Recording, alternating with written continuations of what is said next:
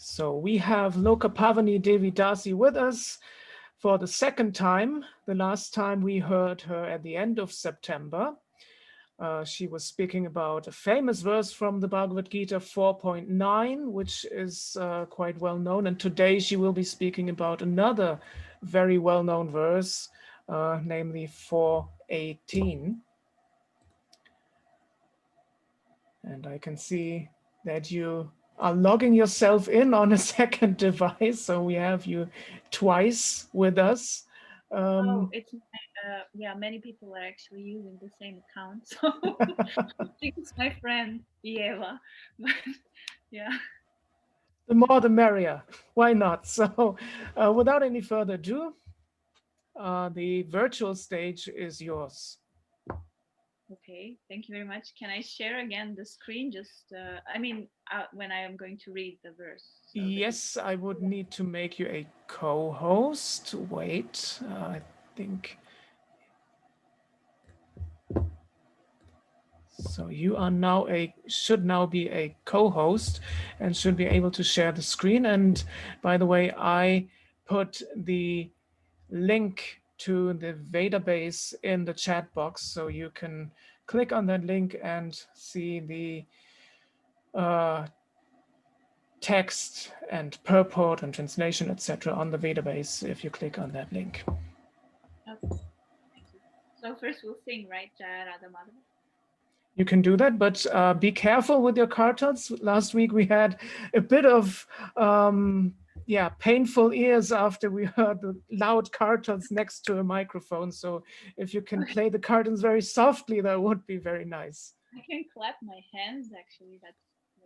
It's okay. Yeah, I did that already in online classes. It's the same rhythm, so okay. So let us start.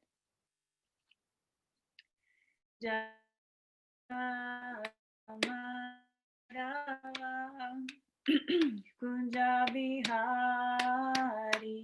Jaya Radha Madhava Kunja Bihari Gopi Jannavala Girivaradari Gopi Jannavala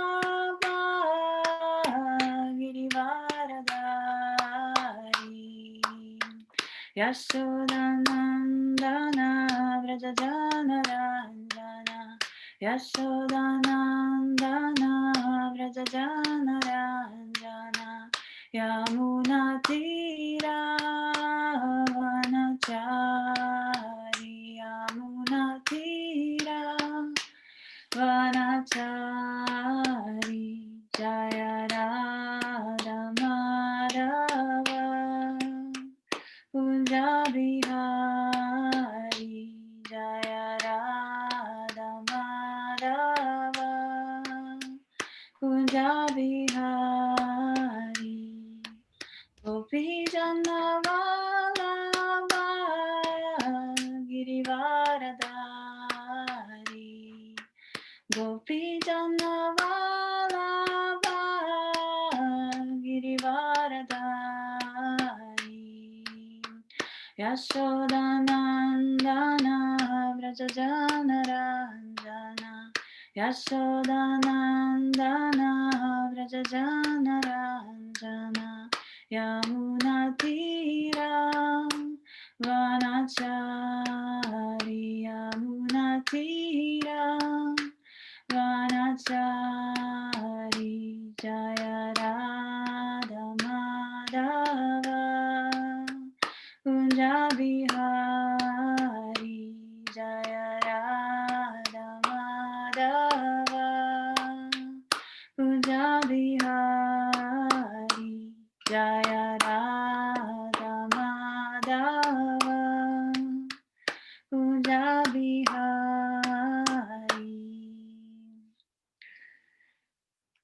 Jaya Vishnupad Paramahamsa Parivrajacharya Ashtatarashvata Shishima Desi Bhaktivedanta Swami Srila Prabhupada Ki Jai Ananta Koti Vaishnava Vrinda Ki Jai Namacharya Srila Haridas Thakur Ki Jai Prem Sakoho Shri Krishna Chaitanya Prabhu Nityananda Shri Advaita Gadadara Shivasadi Gora Bhakta Vrinda Ki Jai Jagannath Baladev Subhadra Maharani Ki Jai Shri Shri Gaur Nitai Ki Jai Gora Premanande, Hari Hari Bol. All glories to the assembled devotees. All glories to the assembled devotees. All glories to the assembled devotees. All glories to Sri Guru and Sri Guranga. All glories to Srila Prabhupada. So, Hare Krishna one more time. Thank you very much for inviting me for the second time to say something, I hope meaningful for everyone who is listening, from the contents of the Bhagavad-gita and from the purport of Srila Prabhupada. I would like to thank Leka Shravanti Devi Dasi for inviting me. It's a great honor. So today I'm going to share a screen with you just for reading the verse, and then I will remove it. Just a second. Okay, I hope you see it. So we are going to read the verse from chapter 4, text 18.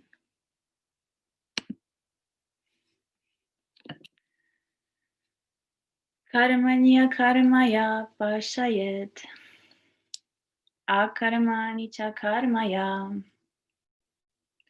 sa buddhi-mān manuṣyeṣu, sa yuktaḥ kṛtsna-karma-kṛt, karmaṇya kramaya paśyed, akarmi ca karmaya, sa buddhi-mān manuṣyeṣu, sa yuktaḥ kṛtsna-karma-kṛt, karmaṇya karmaya paśyed, akarmaṇi ca karmaya, sa buddhi-mān manuṣyeṣu, sa yuktaḥ kṛtsna-karma-kṛt. So before I start reading the word-by-word translation and purport, I would just like to say the invocation. Om Namo Bhagavate Vasudevaya. Om Namo Bhagavate Vasudevaya. Om Namo Bhagavate Vasudevaya. So we read the verse in Sanskrit. Now I'm going to read word-by-word translation. Karmaṇi, meaning in action. Akarma, again in action. Yaha, one who. Paśyet, observes. Akarmaṇi, in inaction. Cha, also. Karma, fruitive action. Yaha, one who. Saha, he. Buddhi-mān, is intelligent. manuṣyeṣu, in human society. Saha, he. Yuktaḥ, is in the transcendental position. Kṛtsna-karma-kṛt, although engaged in all activities. Translation and purport by His Divine Grace, A.C. Bhaktivedanta Swami Srila Prabhupada Ki Jai. So one who sees inaction in action and action in inaction is intelligent among men, and he is in the transcendental position, although engaged in all sorts of activities. Purport. A person acting in Krishna consciousness is naturally free from the bonds of karma. His activities are all performed for Krishna. Therefore, he does not enjoy or suffer any of the effects of work. Consequently, he is intelligent in human society, even though he is engaged in all sorts of activities for Krishna. Akarma means without reaction to work. The impersonalist ceases fruitive activities out of fear, so that the resultant action may not be a stumbling block on the path of self-realization. But the personalist knows rigidly his position as the eternal servitor of the Supreme Personality of Godhead. Therefore, he engages himself in the activities of Krishna consciousness. Because everything is done for Krishna, he enjoys only transcendental happiness in the discharge of this service. Those who are engaged in this process are known to be without desire for personal sense gratification. The sense of eternal servitorship to Krishna makes one immune to all sorts of reactionary elements of work. So I will read the verse one more time. Karmaṇya karmaya paśyet, akarmaṇi cha karmaya, sa buddhi-mān manuṣyeṣu, sa yuktaḥ kṛtsna-karma-kṛt. One who sees inaction, and action in inaction is intelligent among men, and he is in the transcendental position, although engaged in all sorts of activities. Om Jnana Timirandasya Gyananjana Shalakaya Chakshurunmilitam Yena Tasmai Shri Gurave Namaha. Namo Vishnu Padaya Krishna Prasthaya Bhutale Srimate Bhaktivedanta Swami Iti Namine. Namaste Saraswati Deve Gauravani Pracharine Nirvishesha Shunyavadi Paśyet Tarine. Namo Vishnu Padaya Krishna Prasthaya Bhutale Srimate Niranjana Swami Iti Namine. So this verse is quite interesting, and it can be also quite bewildering because I remember when I was reading Bhagavad-gita for the first time, and when I read that one who sees inaction, and action in inaction is intelligent among men, and he is in the transcendental position, although engaged in all sorts of activities. So especially when you're at the beginning of Krishna consciousness and you read this kind of sentence, it's like a little bit bewildering, because how come inaction means action, and how come action can mean inaction? So it is very important actually to define what is action and what is inaction. And that is something that Krishna said before this verse. So in the previous verse, he said that and you also read it last week. So the intricacies of action are very hard to understand. Therefore, one should know properly what action is, what forbidden action is, and what inaction is. So therefore, you must know that according to the Shastras, there is karma, vikarma, and akarma. So this word karma is actually, it has become a household word in a way. Generally, everyone knows and everyone uses the word karma, like when speaking to others about maybe their life or that they're suffering. So they usually say, oh, it's my karma. But in Shastras, it's a little bit different, even though it's the same, because karma are activities that we perform in this life, but they're actually activities that are in accordance to the scriptures, to the Vedas. And whatever we do, all the activities that we do that are not in accordance with the Shastras are actually called vikarma, or prohibited activities. And karmic activities, according to the scriptures, usually they bring us the result of something good, because we perform certain activities according to the scriptures to gain a certain result. But if we don't perform, if we don't live, if we don't act in accordance to the scriptures, then actually we are leading a sinful life. And this kind of actions, as I said, are called vikarma, and this is like a bad karma that we can inherit. And we also have akarma. And actually, what this verse that we read today is talking about, it is talking about akarma, which means that we perform activity, but there is no reaction in the sense of good or bad karma as a result of this activity. And this is something that can be achieved only when person is acting from the transcendental platform. And the Shastras, the Bhagavad-gita, Bhagavad-gita says that such a person is very intelligent because he actually knows how to solve the problems of life, and he actually knows how to act in this world, that he's not conditioned anymore or bind by the modes of material nature. And therefore, he actually doesn't act for sense gratification. He acts for something higher, something transcendental. And in Krishna consciousness, when we act for something higher, something that is on some transcendental platform, we say that we act for the pleasure of the Supreme Personality of Godhead. And we act in this way because by constitution, we are spirit souls. So we are eternal parts and parcels of the Supreme Personality of Godhead. In the second chapter of the Bhagavad-gita, it is explained how we are spirit who is eternal, who is full of knowledge and bliss.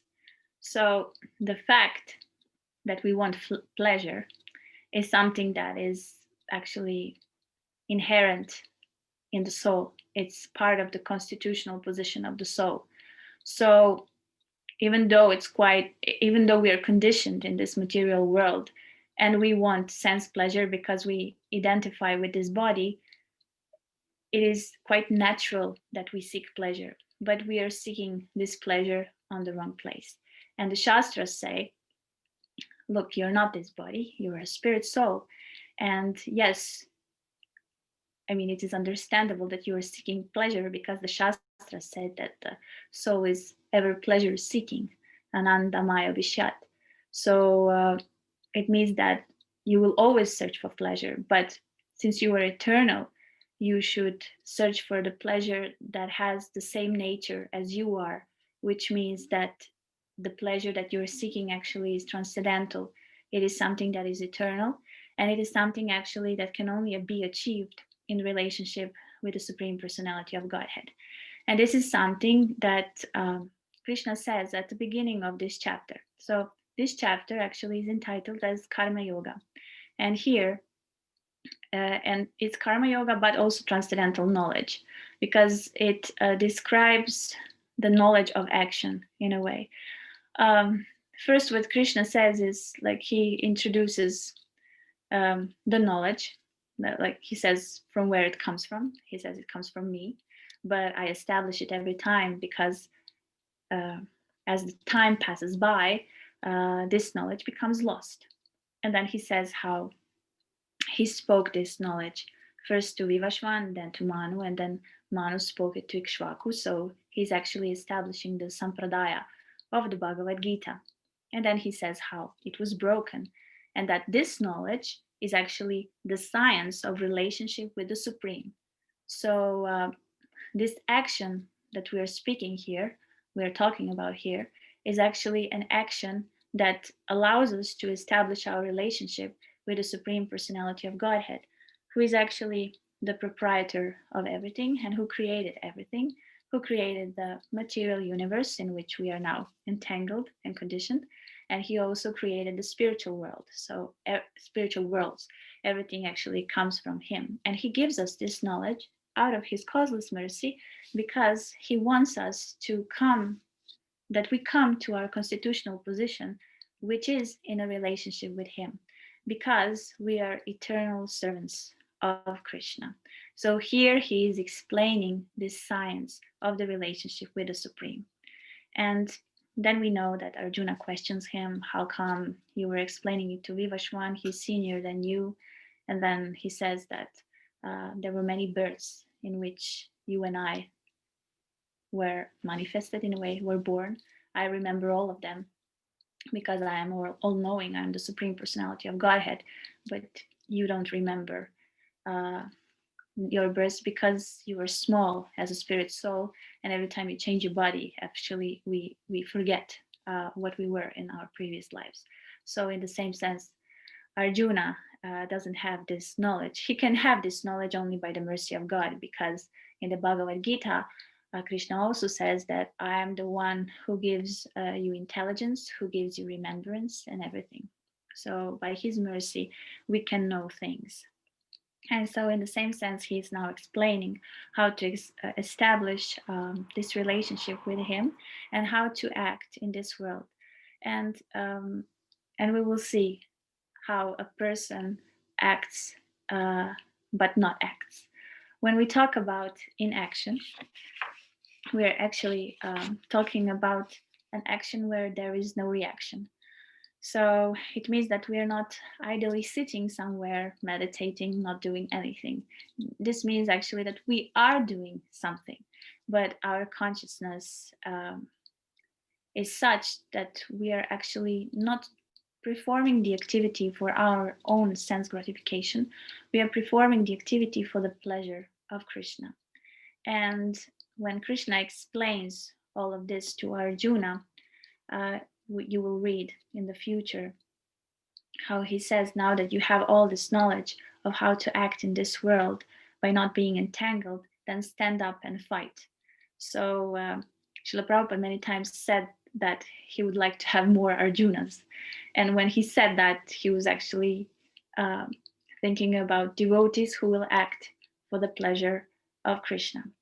And if you want an example of devotees who act for the pleasure of Krishna, we can only glorify Sankirtan devotees this month, because they are the ones who are going on book distribution due to Prabhupada's marathon, even though there is a pandemic situation and lockdowns, but still they're going out and distributing books. Many books are being distributed, and also I know that online people are also connecting and ordering books. So it's very nice to see that activity in Krishna consciousness in a way cannot be stopped, and it always finds some kind of a hole how to go and how to distribute this knowledge to others. So this, as we said, this inaction means that we perform certain activity for the pleasure of Krishna, and actually it means that this activity does not bring us any karmic result. And why is this so important? Because when we are performing this so-called inaction, so inaction in the sense it doesn't perform results, but it is still action, which means that we are active. When we do this in this consciousness, and when we don't get entangled with the good and bad results, at the end of our life, if we act in this way, we will go back home, back to Godhead. We will become liberated. Why? Because we will not have to accept another body. Because whenever we perform, whether it's a pious activity or impious activity, that means body is waiting for us in the future. We are actually creating the body for our next birth. But when we perform activities without seeking pleasure and only for the pleasure of Krishna, then actually we are liberating ourselves from this material life. And we will not create, by this kind of action, we will not create a new type of body in the future. And you will see also in the chapter, in further verses of this chapter, where Krishna will confirm this. He will say that the person who acts in this way will achieve the spiritual world. So that's actually the whole point, because we don't belong here. I was listening to one lecture of my spiritual master, and of course he when he speaks according to the lectures of Srila Prabhupada and the Shastras, and he says that intelligent person, when an intelligent person acts, his activities are called shreyas, and materialistic person, when he acts, his activities are called preyas. So preyas activities I will describe first. It means like an activity that will bring me an immediate result for my pleasure. It's like I want sweets and then immediately I eat candy and I get satisfaction for my senses. Or for instance, children, they want to play because it brings them joy at that moment. But Shreyas is an activity that we perform so that we can get a certain result in the future. An example is also given by Srila Prabhupada on the example of kids. So kids play, and that's immediate what they want. They want to enjoy their playfulness. But actually, Shreyas for them would be education. They have to go to school. And most of the kids, they don't like to go to school because it means discipline. But when they go to school, they go because they want to achieve some result in some future. So intelligent person acts in a way that he controls his senses, and he wants to, by his activities, he wants to achieve certain result in the future, because actually the result of performing akarma is actually something that we will see in the future, which means that we will get purified by such activities in Krishna consciousness, and not only because we perform these activities for the pleasure of Krishna, but because we perform them with the blessing of the spiritual master and according to his instructions. And that's also something that Krishna mentions in this chapter when he says that I'm explaining this transcendental knowledge, and I'm explaining that it comes through the sampradaya, and I'm explaining to you how you should act. And he also says how various persons act, how brahmacharis act, how grihastas act, and how actually they act in a certain way so that they can purify themselves. And when we talk about the karma, or activities which are prescribed by the Shastras for actually everyone, they are given by Krishna for the people in the mode of ignorance, for the people in the mode of passion, and for the people in the mode of goodness. And each of them can find something for themselves in the Shastras. And whatever they do and that they find for themselves in the Shastras is actually meant for their purification. It's like going on a ladder, like step by step, progressing, so that they can finally reach the goal, which is always Krishna and Krishna consciousness, because Krishna says that everyone follows my way, whatever they do in a certain way, because he has created this material world and he has given the laws of this material world. So even when not following some rules and regulations, they are here. The situation is given by Krishna. So they will get the bad consequences, which are also given by the laws of material nature. So everything is always according to the will of Krishna. So yeah. So we got like a little message, but I will look at it a little bit later. So what I wanted to say is that when Krishna explains all this to Arjuna in this 4th chapter of the Bhagavad-gita, when he explains this transcendental knowledge and how an intelligent person acts, he also says that you should approach a person, a spiritual master who has seen the truth, and you should inquire from him submissively and render service unto him. Because we know that Krishna is now playing a role of a spiritual master to Arjuna. So he's giving these instructions to Arjuna. And these instructions are, of course, meant for all of us. But usually they come through the medium of the spiritual master. So even if we don't know actually how to act in practical way for the pleasure of Krishna, we don't understand it maybe, especially at the beginning of our spiritual life. It is our duty to properly understand it, and how this is happen. How will this happen? If we approach a spiritual master who will give us certain instructions, and actually by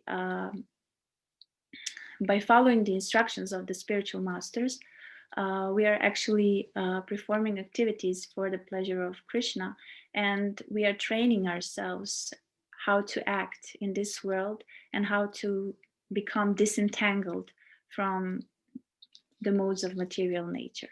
So in that sense, we can learn how to see inaction in action, and action in action. No, and action in inaction. So it's like with the words, play of words. But So that's something that is explained here and emphasized. And also we know that if we don't try to see things in that sense, and if we don't act for the pleasure of Krishna, and if we identify with this body, and if we only act for the pleasure of our senses, even though we are pleasure seeking, the pleasure that we will find is something that is temporary. It will have a certain end, because material nature is such. We have this body, but the body will perish. We have relationships with other people. This relationship also through time, nothing special has to happen, but through time, they will just disappear. So basically, we have to search for this that is eternal in ourselves, this soul, and we have to see that we are soul actually, and we have to see what are actually the activities that the soul performs. So we know that the soul performs activities for the pleasure of Krishna. And by following the instructions of the spiritual master, we are putting ourselves under the discipline in a way, because we are trying to control our senses, we're trying to control our mind, which helps us to see that actually we are not this body. And by this control of the senses and the mind, we can, after a time that we render transcendental loving service to the personality of Godhead, through the blessings of a spiritual master, we can have a realization of the higher taste and the pleasure that actually soul experiences in a relationship with Krishna. And therefore, if we experience that, then our consciousness can broaden in a way. And then we can see that even the small things that we do throughout the day are very important things. And even those small things can very much be Krishna conscious and can very much be akarma. I gave a few classes for beginners in Krishna consciousness, and we were talking about this, and I told them, like, when we go to sleep, we can sleep for Krishna, because in the morning when we wake up, when we brush our teeth, when we shower, we actually can dedicate this quite simple and everyday activities, but we can dedicate them to Krishna, and they can become akarma. They don't have to be because of us, because we use this body for the pleasure of Krishna. So we want this body to be rested. We want this body to be clean, because if we are, for example, pujaris, we know that cleanliness is one of the principles of activities of a pujari and deity worship. So we can go to the store and buy bhoga food, whatever, for the pleasure of Krishna, because whatever we buy, we will make a certain dish for the pleasure of Krishna and offer it to him. So we can also see the members or family and friends in relation to Krishna, if we have that consciousness. And of course, this is something, because Krishna consciousness is a gradual process. So by following the instructions of the spiritual master and by acting in a certain way, our consciousness becomes purified, and we can see these things in that sense. And we know that the most important activity, the most important sacrifice, the most important austerity, the most important charity actually that we perform is chanting of the Maha Mantra. So I have here something to read for you. It's from Harinam Chintamani, from verses 4 to 10. And this actually talks about, of course, the holy name. And I thought it would be very nice to read it. I will only read the English translation, because when we are talking about the activities for the pleasure of Krishna, we're also talking about sacrifices, we're talking about charities and so on, and control of our senses and so on. But everything that we do has to be followed with the Maha Mantra. And I will explain why it's also important, especially for this age of Kali.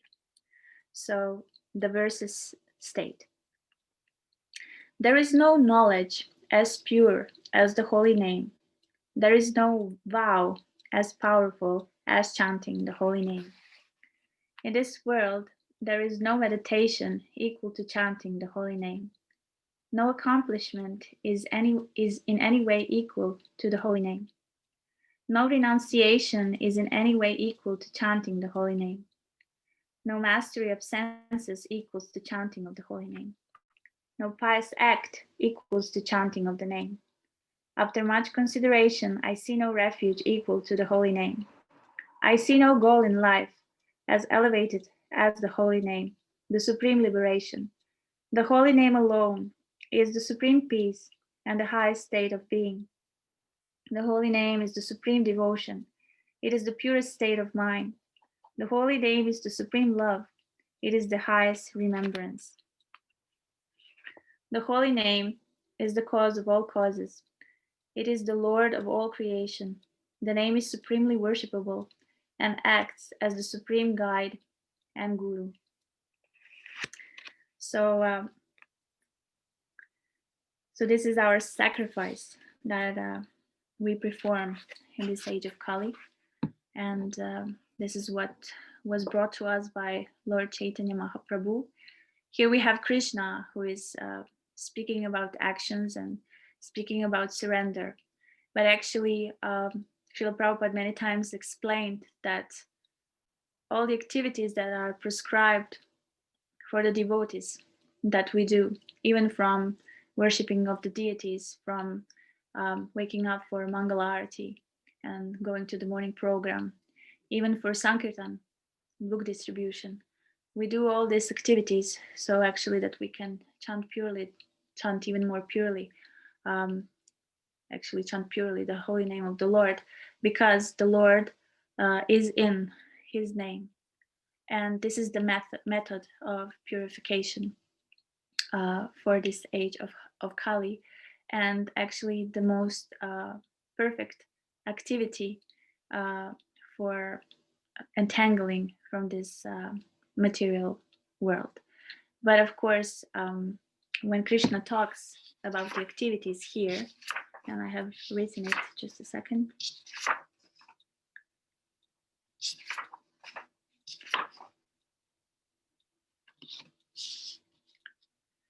He says that, actually Srila Prabhupada says that in the purport of the last verse of this chapter, he says that what Krishna is describing here, this transcendental knowledge and these activities, it's actually called Sanatana Yoga, which is of two kinds. I mean, it's divided into, not two kinds, sorry, just to find an English word that is suitable. It includes two things, this Sanatana Yoga. It includes sacrifices and it includes knowledge. And this Sanatana Yoga actually means eternal activities performed by the living entity. So we perform certain activities for him, which are akarma, and that are meant for our liberation. But we also, through performing the activities, we also gain a knowledge of their transcendental nature. And it is also not something that should be theoretical. It is something that we should try to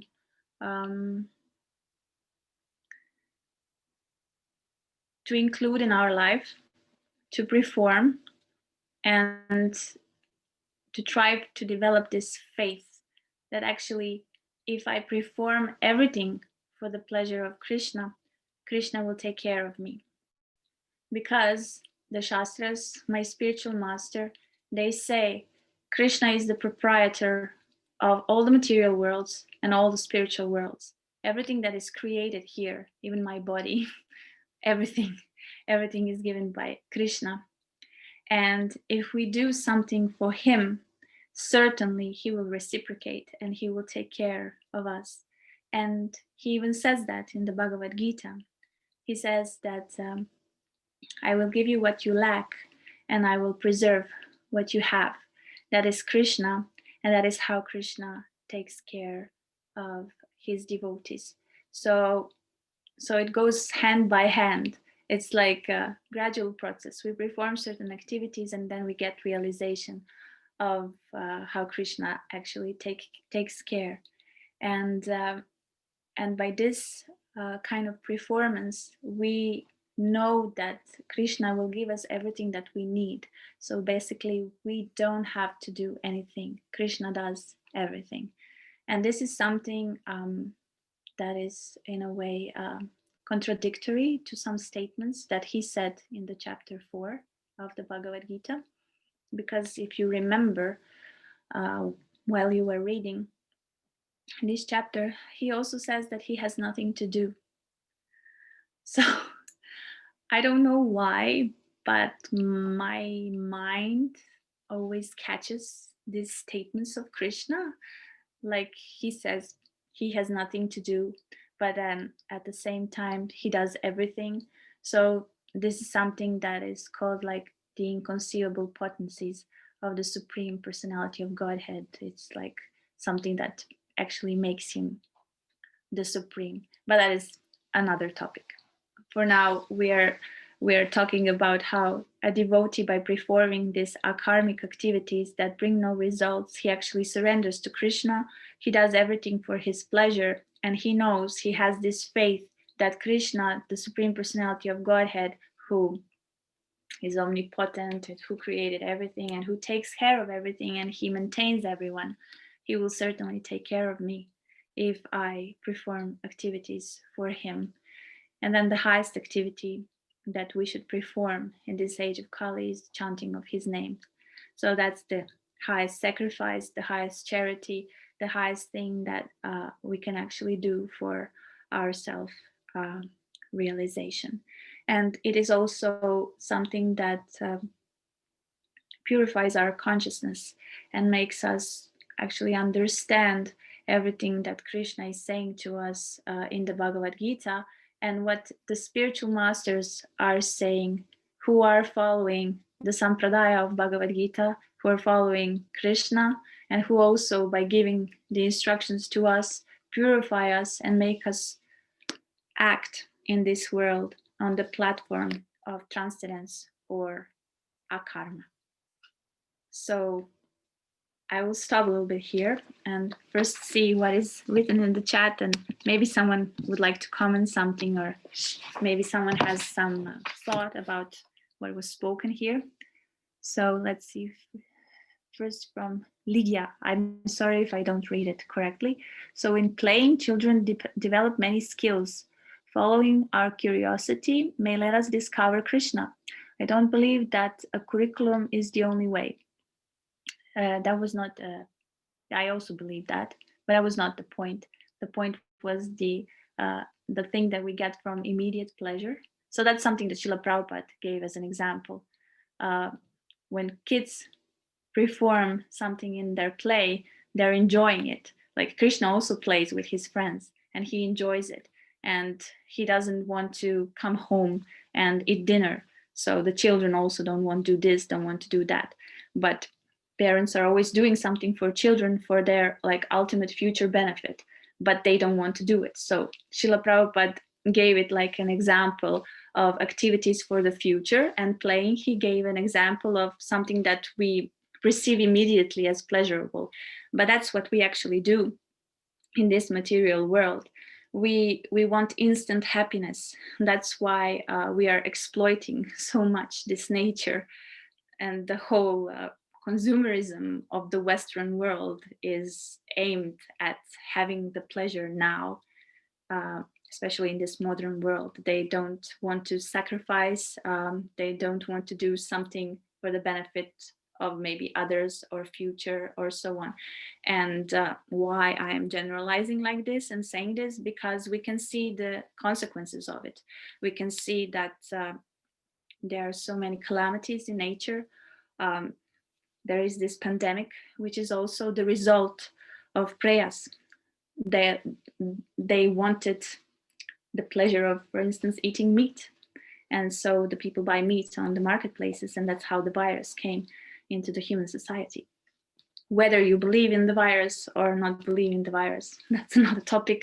I'm not going to go into that, but I just wanted to make this as an example of how this is the consciousness of a materialistic man or a woman.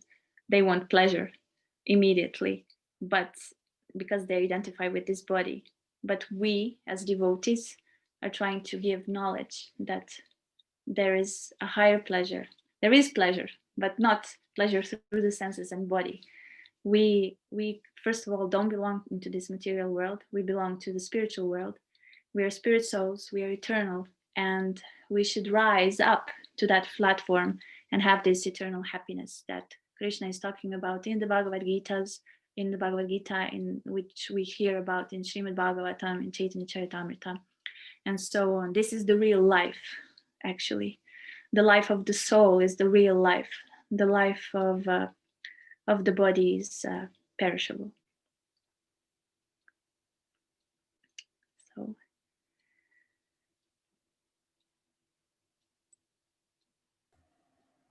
So if anyone else has a question, they can just unmute themselves, or maybe they can also type into the chat box. We will be reading or Loka-Pavani will be reading your question, or if you are not so shy, you can just unmute yourselves by clicking the little microphone icon on the bottom left corner of your screen, and then you can just speak.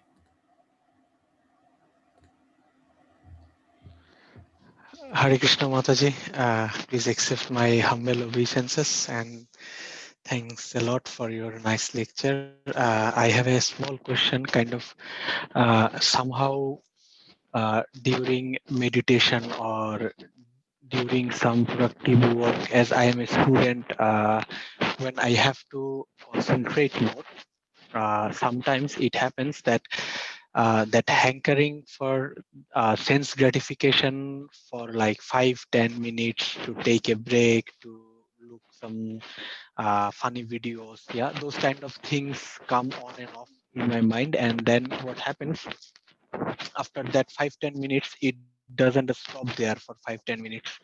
It goes on for 1 hour and 1.5 hours, and then it seems like I have lost the whole focus and whole idea of what I was working on. So I would like to request you to give some kind of work around of these kind of things, that whenever I feel like I just want to enjoy, sometimes have some breaks right now. Other than that, how I can take a break, or just to keep my focus on the topic I am working on. Thank you, Mataji. That's my question. Okay.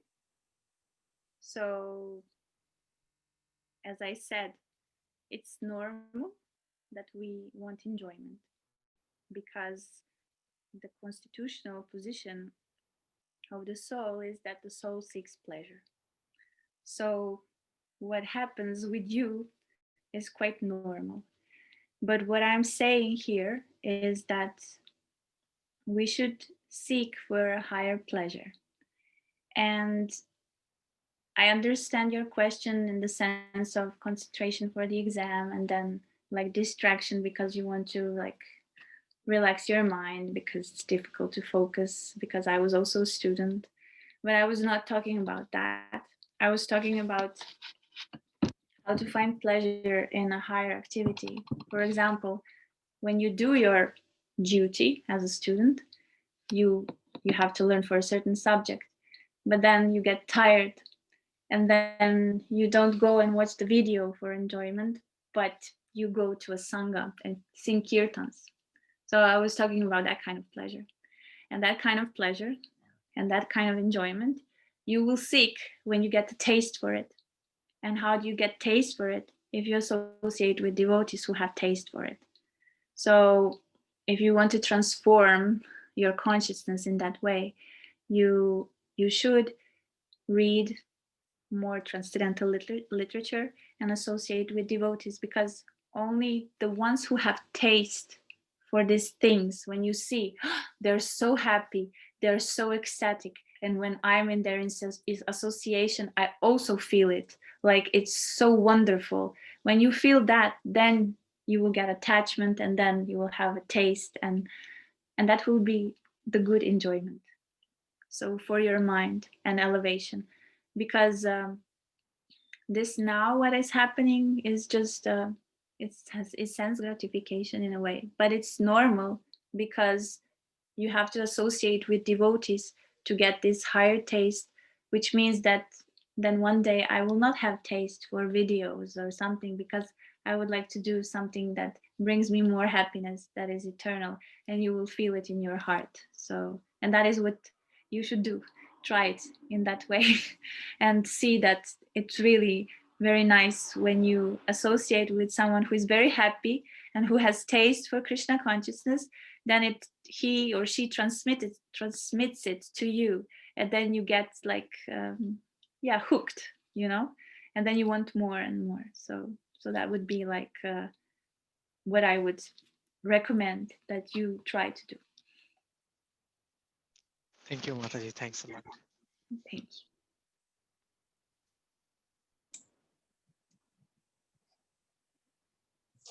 Hare Krishna, Mataji, please accept my humble obeisances too. All glories to Srila Prabhupada. For me is the other side of the medal. I live in a place where are no devotees and no temple, almost no devotees. And I had last week, I had association. We had the great fortune that karmaṇ was in Leipzig, and I traveled there, and now I'm filled up with association. And then my problem is from day to day when I'm here, and I try to do a lot of chanting and hearing and Zoom meetings, but it's not the same like physical association. From day to day, I feel this tendency of my taste, and I feel separation. I'm really sad that the situation is like this. Okay. Now I'll tell you maybe something that's surprising. It's wonderful that you have such a separation because I was also a student, and I was studying for a year in Geneva, and there were no devotees there, and so I was in situations and where there were no devotees, and my experience is that Krishna puts us in these situations so that we can hanker for devotees association, and then this hankering actually creates a taste in us for the association of devotees. So therefore, when you find out that Kadamba Swami comes to Leipzig, you're very happy and very eager to go there. And when you are there, you really enjoy yourself, I can say it like that, because you enjoy the association of devotees, you enjoy the kirtan, you relish very much whatever the devotees say. And so that's actually very, very good. Sometimes we can also have association of devotees 24 hours a day, but we can become, how you say, take it for granted. Yeah, take it for granted and like not appreciate it so much. But what Krishna actually wants from us is this eagerness. Spiritual life is all about desire for Krishna.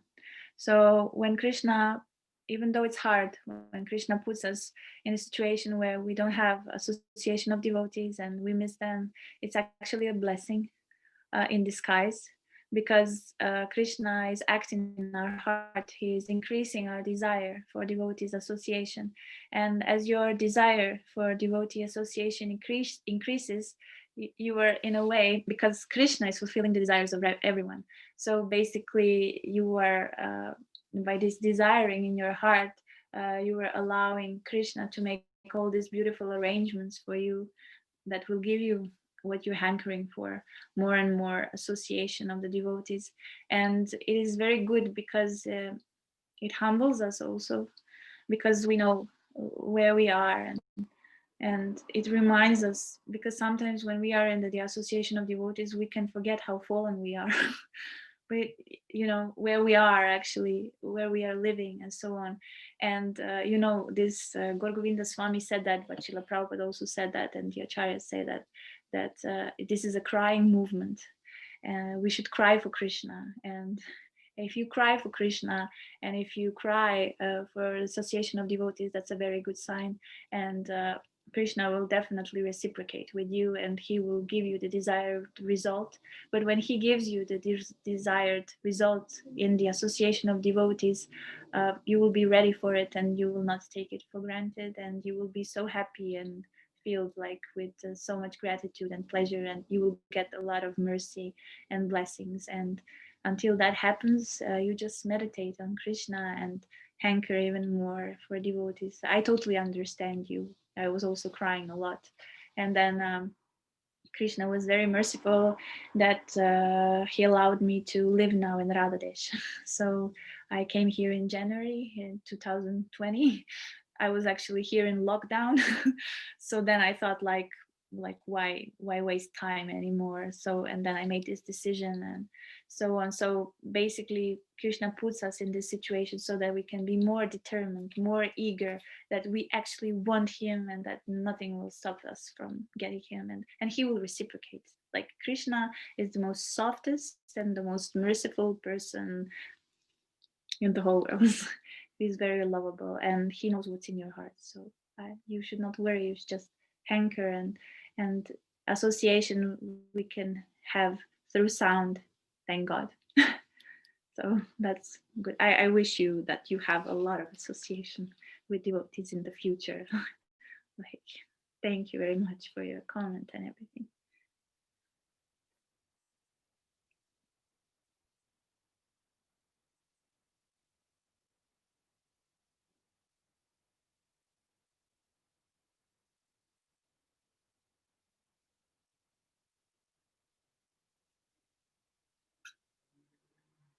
Okay, so maybe there are no more questions, but this is like, just to conclude, you can meditate on how much you do activities for Krishna, and this was like a philosophical part from the Bhagavad-gita, which we read. And yeah, even if we don't have this taste, if we don't have this consciousness, we try it. We follow the instructions of our spiritual masters. If we don't have a spiritual master, now we're not initiated, we follow Srila Prabhupada. He's everyone's Shiksha Guru. And yeah, so we try to be on the platform of akarma, and little by little that consciousness and everything will come. And then actually the life, which is very simple, from sleeping to waking up to performing our duties through the day, we will see that everything that we do actually can be Krishna conscious and can be akarmic if our consciousness is at the right place, and our heart is also at the right place, because usually consciousness follows the heart. So if we develop certain emotions towards Krishna, they can be small ones of gratitude, then our consciousness will go in that way. So thank you. Thank you very much. Thank you for this nice lecture, and thank you for these nice concluding words. And also thank you to all of those devotees who have joined us, who have asked questions, either in the chat box or via their microphone. It's very nice to hear your questions and to have these interactive lectures, interactive presentations. We have been making a recording of this lecture, and we will be putting it on YouTube for you to watch again or to share it with your friends. Thank you very much, and let's hope to have Loka-Pavani again with us sometime soon. It was very nice, and we hope to see all of you again. Thank you, and have a good night. Hare Krishna. Hare Krishna. All glories to Srila Prabhupada.